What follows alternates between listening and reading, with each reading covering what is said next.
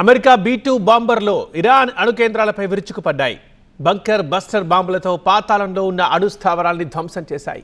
మిసైళ్ల ప్రయోగంలో ఇజ్రాయెల్ కూడా ఒక చెయ్యేసింది. అయినా రేడియో ధార్మికత వెలువడలేదు. ఆ 400 కేజీల యురేనియం ఆచూకీ దొరకలేదు. అదే ఇప్పుడు అమెరికా ఇజ్రాయెల్ను కలవరపెడుతోంది. ఇరాన్లో అత్యంత కీలకమైన అణు ఇంధన కర్మాగారం ఫోర్డో భూగర్భంలో నిర్మించిన ఈ స్థావరంపై అమెరికా బంకర్ బస్టర్ బాంబులతో దాడి చేసింది.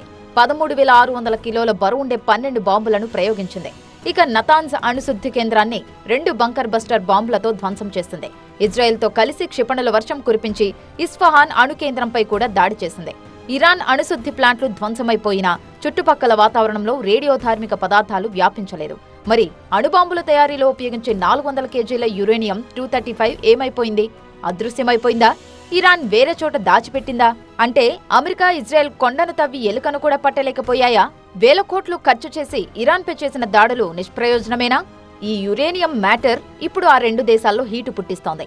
అణుబాంబు తయారీకి అవసరమైనట్లు 60 నుంచి 90% మధ్యలో శుద్ధి చేసిన స్వచ్ఛమైన 400 కేజీ యురేనియం 235 ఇరాన్ ప్లాంట్లలో ఉంది. ఇక అంత యురేనియంతో ఇరాన్ ఏం చేయగలదు అంటే చాలానే చేయగలదు.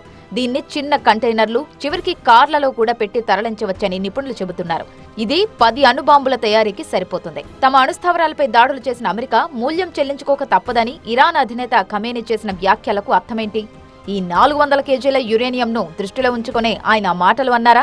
దీంతో మాయమైన 400 కేజీల యురేనియంని ట్రాక్ చేసే పనిలో బిజీగా ఉన్నాయి అమెరికా నిఘా సంస్థలు.